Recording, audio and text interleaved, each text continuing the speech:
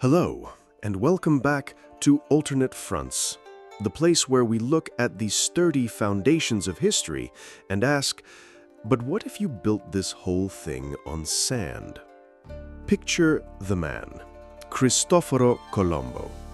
In our world, he is a symbol of discovery, of courage, of a lot of very complicated things.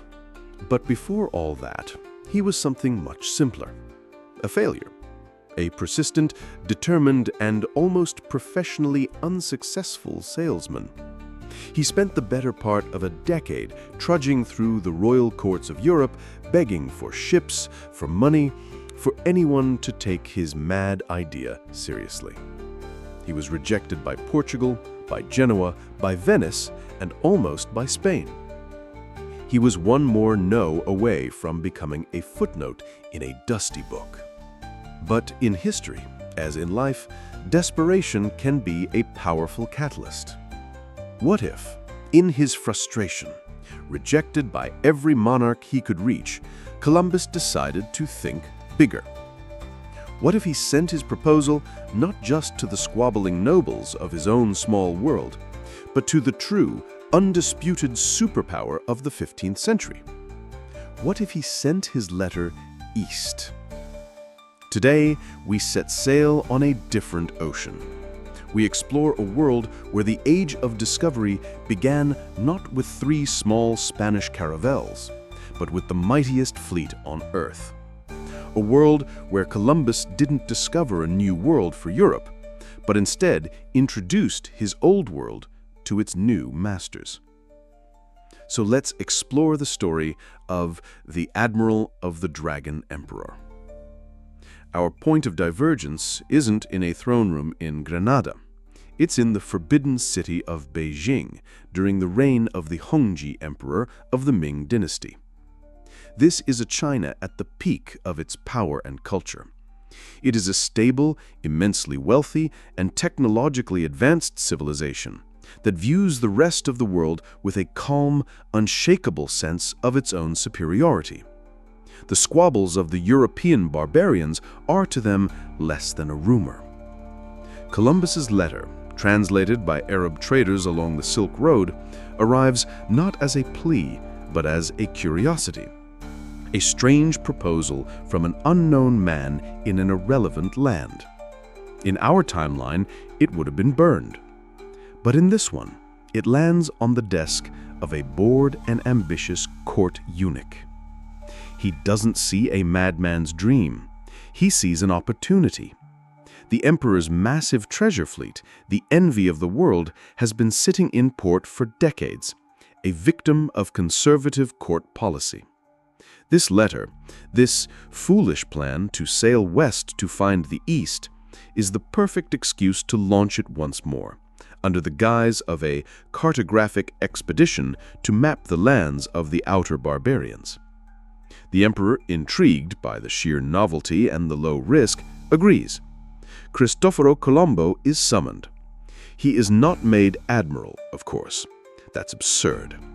He is given the title of Honorable Foreign Advisor, a well-paid consultant who will guide the true admirals of the Dragon Fleet. Imagine the scene. Columbus, who begged for 3 tiny leaky ships, now stands on the deck of a Baochuan, a Chinese treasure ship. It is a floating fortress, a vessel 400 feet long that makes European caravels look like bath toys. It is part of a fleet of dozens of such ships, crewed by thousands of professional sailors, armed with cannons and rockets, laden with porcelain, silk, and scientific instruments. He had promised to sail the ocean blue. He is now about to do it in unimaginable style. The fleet doesn't sail west into the unknown. It sails east, a route he knows, around Africa and towards the land he came from. He is the guide, and his destination is Lisbon, Portugal. He is about to make first contact. When the Dragon Fleet appears off the coast of Portugal, it is not seen as an invasion. It is seen as an impossibility. An entire forest of masts, of red silk sails emblazoned with golden dragons. The Portuguese scramble their fishing boats and tiny warships to meet them, and what they find is not a fleet of conquerors, but a delegation of confused, well-dressed officials who want to speak to the headman of the tribe. The culture shock is profound, and it is entirely one-sided. The Chinese officials, led by Admiral Zheng Yi, are polite, curious, and utterly unimpressed. They see a continent of squabbling, violent, and deeply superstitious people.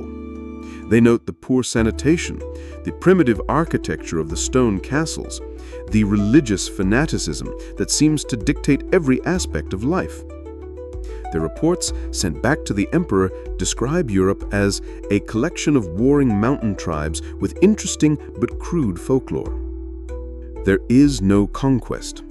The Ming dynasty doesn't conquer. It establishes tributaries. It demonstrates its power, offers gifts, and expects tribute and trade in return. But the gifts it offers are world-breaking. They introduce the printing press, not the clumsy, slow version Gutenberg had just invented, but a mature, efficient technology. The Bible is suddenly mass-produced, but so are translations of Confucian philosophy and scientific texts from the Ming libraries. The Church's monopoly on information doesn't just crack, it shatters. They demonstrate their cannons, not the heavy, unreliable bombards of Europe, but sophisticated, breech-loading artillery. A demonstration on a crumbling old castle proves that its stone walls are utterly useless. The entire feudal system, based on the defensive power of the nobility, is rendered obsolete in an afternoon. They bring advanced medicine, astronomy, and navigation. And most importantly, they bring a new worldview, a secular, bureaucratic, and deeply ordered philosophy that stands in contrast to Europe's passionate, chaotic feudalism. Europe doesn't know how to react. Some kings bow immediately, becoming tributary states of the Ming, eager for the new technologies. Others resist, declaring the visitors to be demons or heralds of the Antichrist. It doesn't matter. The Columbian exchange has been reversed. Europe isn't discovering a new world. It is being discovered, and it is being civilized against its will. The continent descends into chaos, a chaotic, accelerated, and ultimately futile renaissance as it tries to catch up. Meanwhile, having mapped the western lands, the Dragon Fleet, with Columbus still in tow, completes its true mission, sailing west across the Atlantic. They land in the Caribbean not as lost men searching for gold, but as a well-supplied scientific expedition. They document the flora and fauna. They meet the native peoples, whom they find to be even more primitive than the Europeans, and immediately classify them as a resource to be managed. There is no chaotic conquest by swashbuckler conquistadores. There is a systematic, bureaucratic colonization. The Americas become the western territory of the Ming Empire. Great administrative cities are built. Vast plantations for rice, tea, and sugar are established, run with the cold efficiency of the imperial civil service. The gold and silver of the Andes don't flood into Spain to cause inflation. They flow into the vaults of the Forbidden City, further cementing its economic dominance. And what of our world today in this alternate timeline? The global language of commerce and diplomacy is Mandarin. The world's financial center isn't London or New York, it's Nanjing. The greatest universities are in Beijing and Tenochtitlan, now known as Xi'an, the city of the Western Orchid. English, Spanish, and French are local dialects studied by scholars interested in pre-discovery cultures. Cristoforo Colombo became a legend, but a Chinese one. He is remembered in their history books as Quelombo, the eccentric barbarian advisor who helped the Dragon Emperor map the entire globe. A man who had the right idea, but who thankfully found the right masters to execute it. In the end, he got exactly what he wanted. He proved the world was round.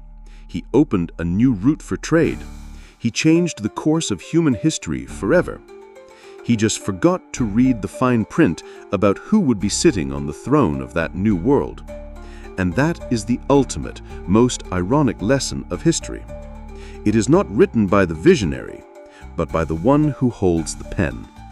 And in this world, the pen was attached to a much, much bigger ship.